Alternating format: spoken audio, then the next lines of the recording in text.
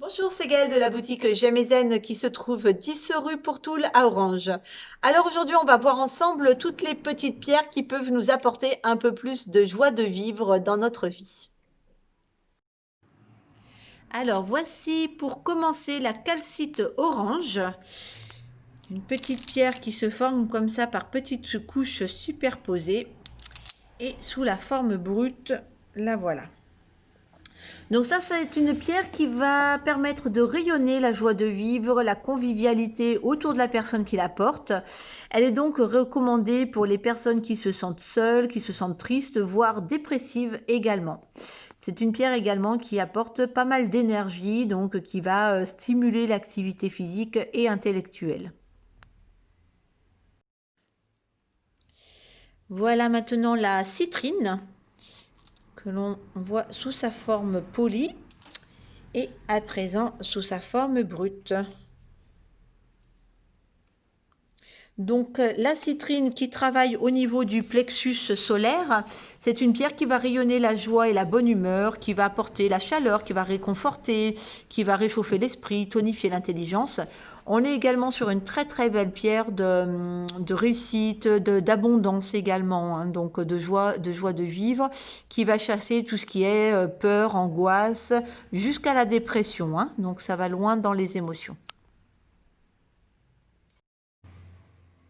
Voici à présent le larimar, qui est une très bonne pierre pour lutter contre la souffrance intérieure et les émotions négatives.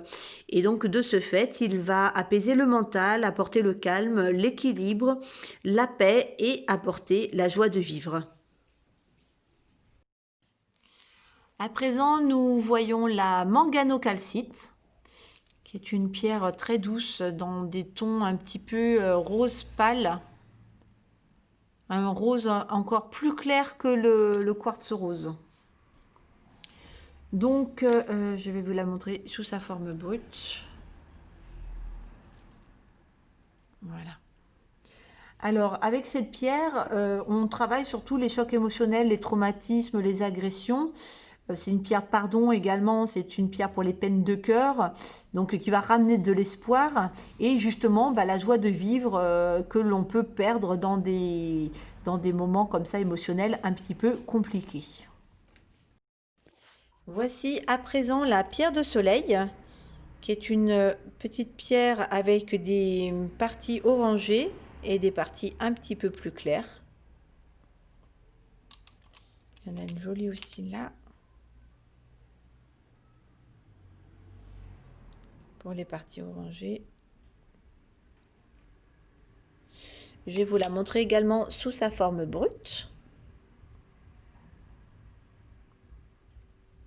Donc celle-ci est assez claire. Et je vais vous en montrer une un tout petit peu plus foncée, qui est également une pierre de soleil. Voilà. Alors, cette pierre-là, en fait, va nous permettre d'éliminer les humeurs noires, d'atténuer la mélancolie et donc, du coup, de retrouver notre joie de vivre. Alors, voici le soufre, qui est une petite pierre. Donc, c'est un élément chimique pur, hein, le soufre. Donc, il ne nécessite pas de purification énergétique dessus. Alors, il va nous aider à rééquilibrer le plexus solaire et il va apporter une énergie très positive qui nous aidera à éliminer les souffrances et à retrouver la joie de vivre et la bonne humeur. Vous pourrez également utiliser l'aigle marine, qui est une pierre de joie et qui va atténuer les tempéraments lunatiques. Voilà, je vous la montre sous sa forme brute également. Voilà. Une très très bonne pierre également pour travailler sur tout ce qui est les chocs émotionnels, sur tout ce qui est les émotions enfouies. Donc la sensibilité, la tolérance, la tendresse. Donc voilà, si vous avez perdu votre joie de vivre par rapport à un choc émotionnel, l'aigle marine va être intéressante parce qu'elle va travailler sur les deux plans. Alors, vous allez pouvoir également utiliser l'amazonite, qui est une pierre vraiment qui apporte beaucoup de tendresse vers la personne aimée. C'est une pierre qui apporte vraiment une belle sensation de bonheur. Elle apporte la joie et l'élévation morale également. On est sur une pierre de paix, de sentiment de sécurité. Très belle pierre de sérénité. Je vais vous la montrer sous sa forme brute. La voilà.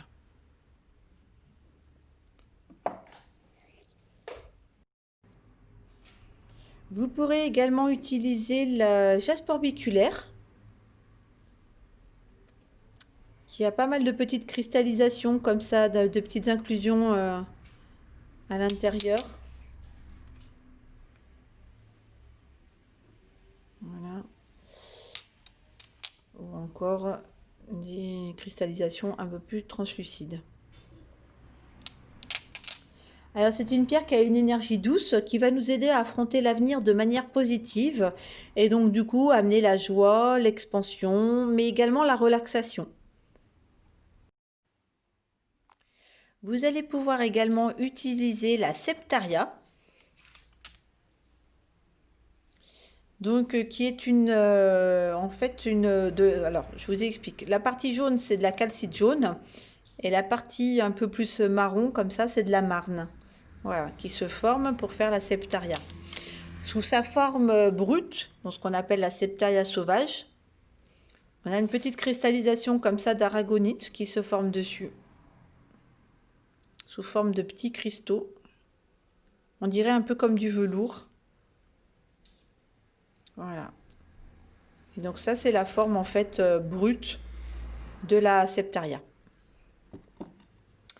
Alors c'est une pierre qui a une énergie joyeuse et dynamisante et qui va harmoniser le mental, les émotions avec le spirituel. Très belle pierre également de créativité et qui va nous permettre d'identifier nos blocages émotionnels et concentrer nos énergies vers la concrétisation de nos projets. Pour finir avec les pierres qui peuvent apporter de la joie, vous avez la rhodochrosite.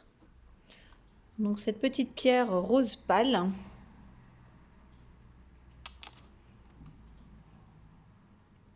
Voilà, okay. Comme ça. Et que je vais vous montrer sous sa forme brute. Donc celle-ci a un rose assez intense. Et je vais vous en montrer une autre aussi où l'on voit bien les petites veinures là. Voilà. Que l'on retrouve sur les...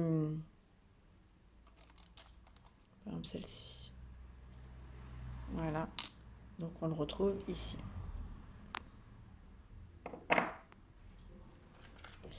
Donc avec la rhodochrosite, donc c'est une pierre qui apporte la joie et la créativité face aux événements inattendus.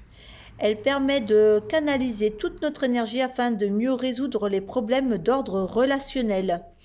Vous allez pouvoir également l'utiliser pour tout ce qui est blessures affectives, pour tout ce qui est l'émotivité, la compassion, retrouver la bonne humeur, vous voyez. Donc c'est une pierre qui travaille beaucoup sur l'émotionnel et sur le côté affectif, surtout l'affectif lié au passé.